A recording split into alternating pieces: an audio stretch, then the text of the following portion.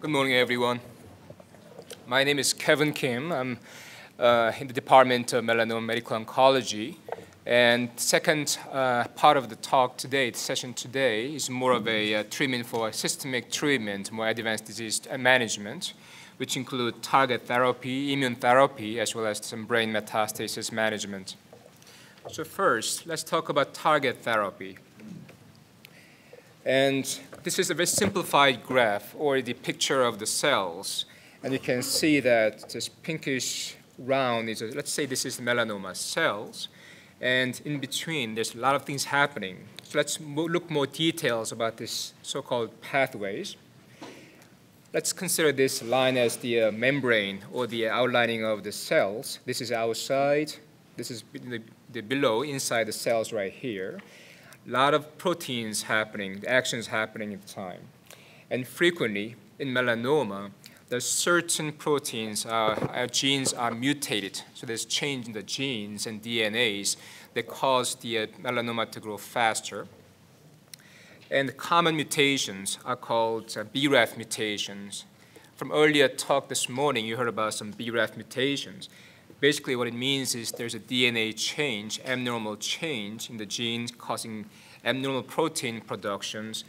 What's important about the mutation is that having this mutation in this pathway here, it drives the pathway of chain reactions in proteins, ultimately causing tumor cells to grow and survive better. Also, other patients may have other mutations, so-called NRAS mutations and different mutations. And the lucky thing about this mutation is that it happens only in the one single position in the genes. So it'll be difficult, it'll be easier to pinpoint where the mutation is. And we can do something about it. Once again, this mutation drives the pathways causing the cells grow. In the last couple of years, there's been intense research on finding the blockers of these mutations, so it can cause the tumor cells to go die and cause the arrest of the growth. Two medications approved within the last 2 years. First medication is called Vemurafenib. Second medication approved this year is called Dabrafenib. These are the selective inhibitors of the BRAF proteins, especially mutated form of BRAF. We're having the treatment, it can block the BRAF mutations. It can block the pathways causing cells to undergo a cell death. And in the earlier clinical studies, in phase 1 studies, the biopsies were performed before treatment and only 2 weeks after the treatment, and see what happens inside the tumor cells. And so-called, for the ERK, is a proteins kind of measuring whether this treatment is targeting the proteins we want. So you see ERK right here is the downstream of the BRAF signals here. With the Vemurafenib blocking the signals, we can see the downregulations or decrease in the proteins of activation of the ERK. Brown stains means that this protein is active. Most of the brown stains are gone within 2 weeks of treatment, meaning that this drug is doing something to block the pathways. Also, other proteins called cyclin D and Ki67. These are the indicator proteins to see the cell growth and proliferations, and certainly within 2 weeks, decrease in the amount of this cell proliferation. And more dramatically, if you look at PET scans of patients, there's significant decrease in the metabolic activity. And PET scan, we can tell the activity of the tumor cells itself. Indication of this patient here with a significant liver involvement has pretty much all cold. The activities are gone within 2 weeks. Patient with the lungs, same thing again, all the white, this activity is pretty much gone. Patient with the liver, lymph nodes. This patient with a widespread disease, within 2 weeks we can see improvement. In fact, during the phase 1 clinical study, we could tell patients even within a week of treatment, they feel better. They feel tumor shrinking. Sometimes nausea or pain is getting better quite quickly. So that quickly led to a phase 3 randomized clinical studies to show whether this new medication called Vemurafenib is better than conventional chemotherapy. And until that point, the conventional chemotherapy of choice is a drug called dacarbazine, also called DTIC. in general, it's not a great drug, but it's the only comparison you can make at the time. At the end of the study, if you're looking at overall survival duration, certain improvement of Vemurafenib, so black solid to the lines here shows that improvement. So patients live longer with the Vemurafenib patients compared to the patient who received just the comparison chemotherapy. Hazard ratio of 0.3 indicates there's about 63% improvement in overall survival. And not just overall survival, we're looking at the parameters called progression-free survival. So PFS, basically, well, it's misspelling here, free survival means that how long it takes before tumor gets worse, or how long it takes before patient dies or of any other cause. With these measures, also improvement of Vemurafenib can be seen easily. You can see definitely separation of the curve, showing the superiority of patients getting Vemurafenib over chemotherapy here. And median time before tumor gets worse, it took about 5.3 months at the time of the initial analysis, compared to 1.6 months of the chemotherapy. And even though the initial clinical study only accepted patients with the V600E, the most common mutations of BRAF, but in fact, 10 of those patients were actually found to have K mutation of the same BRAF. And even among those K mutation patients, 4 out of 10 patients had great response. So this drug can be useful for either V600E mutations or 600K mutations, which are the most common form of BRAF. And last year, there was an update of these clinical studies. In fact, what they show is with more time of follow-ups, time of progression-free survival, how long it takes before tumor gets worse, got actually better, 6.9 months rather than 5.3 months. Chemotherapy, still not very good, only 1.6 months. Overall survival was, median time was about 13 months versus 9.7 months of DTIC. So it still shows after 1 year follow-up, improvement in progression-free survival and overall survival still kept up. Not just Vemurafenib. Vemurafenib was approved 2 years ago because of that reason. And second compound called Dabrafenib from another company had very similar actions, but selectively targeting BRAF mutations. And in the phase 3 clinical studies, which was announced recently, show that the hazard ratio is 0.3, showing improvement of the progression-free survival compared to chemotherapy. And median progression of time before tumor gets worse was 5.1 months.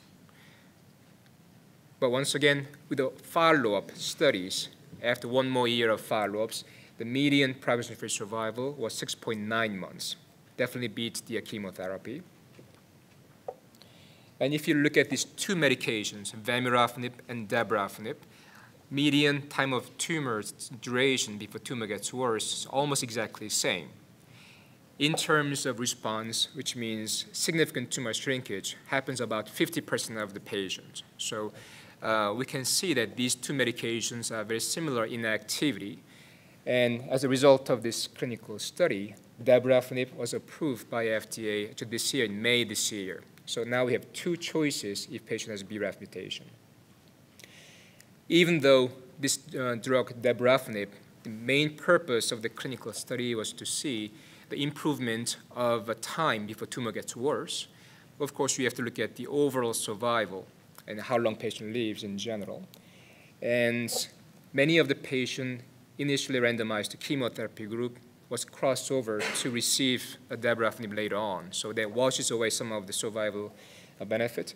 But we can see some signals already that the patient getting Dabrafenib has longer survival compared to chemotherapy. So once again, the comparison of these 2 medication BRAF inhibitors, Dabrafenib responds 53%, Vemurafenib 48%. But in my view, they're very similar. Time before tumor gets worse, both 6.9 months. So in my view, they're very equal in terms of efficacy. So the question is, how different are they? Even though they're the same class of drugs, the adverse event or side effect profile can be a little different. So Dabrafenib has a little more with a little hyperkeratosis, kind of thickening of the skins.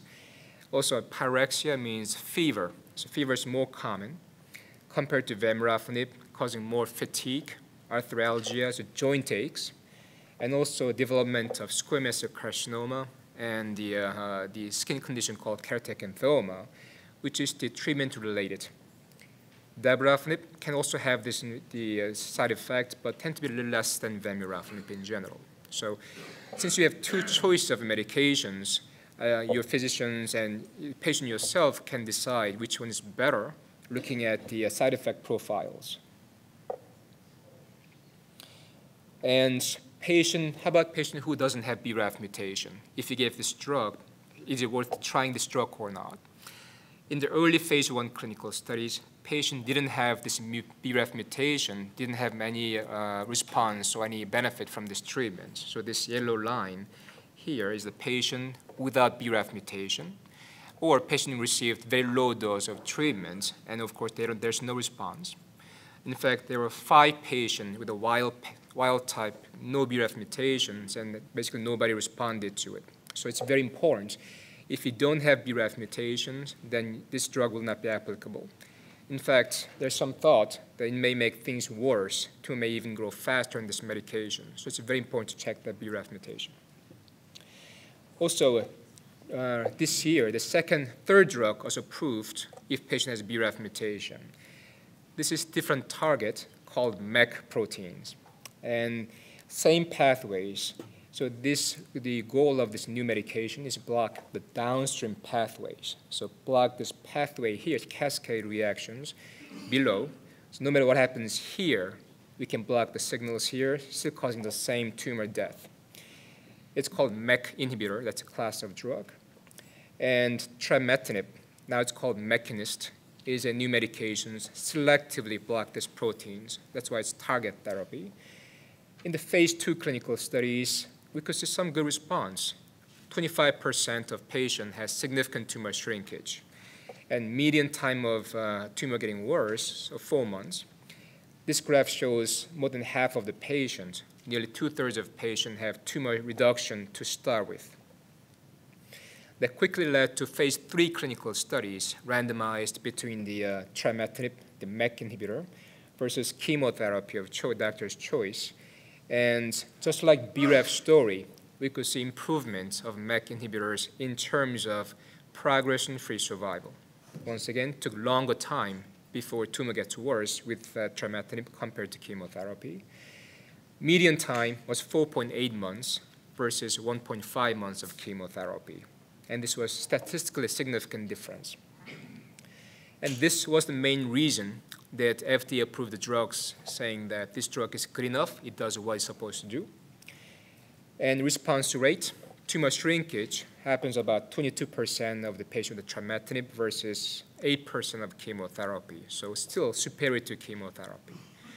So nowadays, chemotherapy is just like anything can be chemotherapy. A couple of years ago, that's the only choice we have, along with interleukin-2.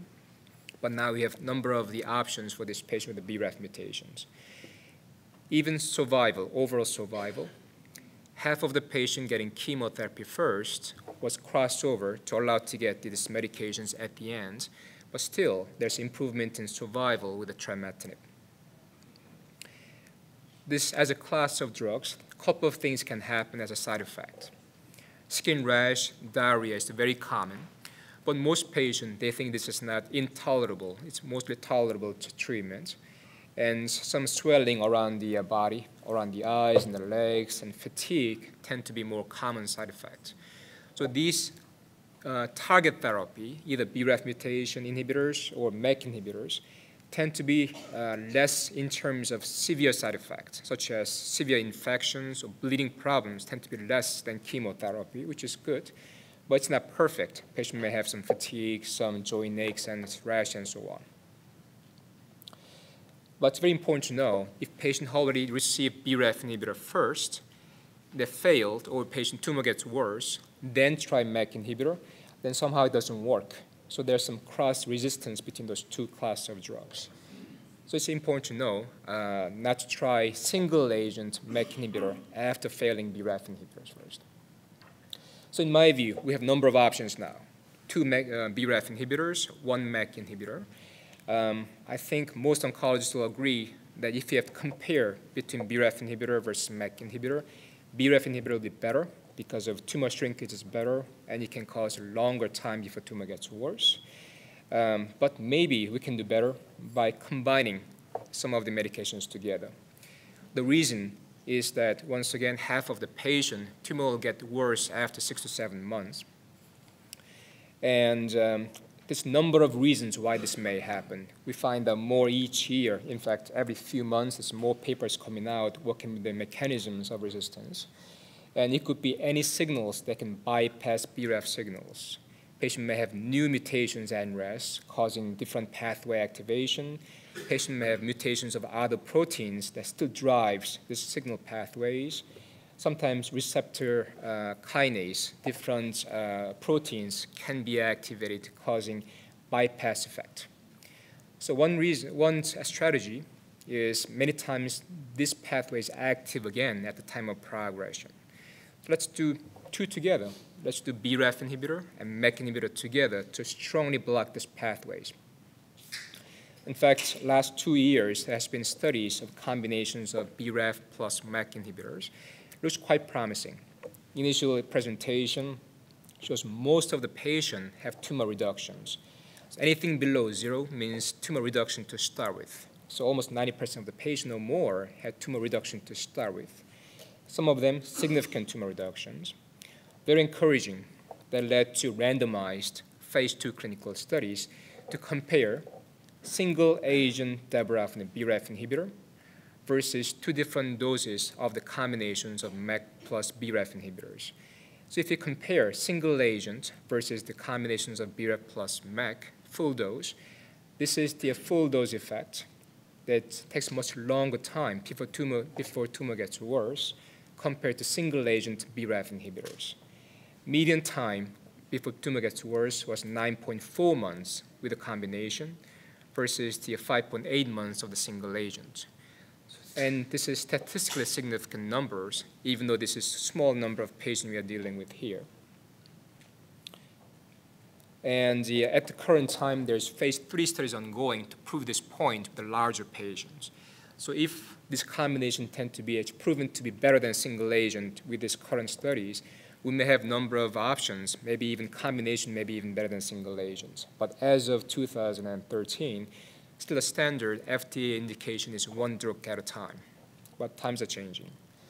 In general, when you combine these 2 medications, toxicity or side effect, actually not as bad as we expected.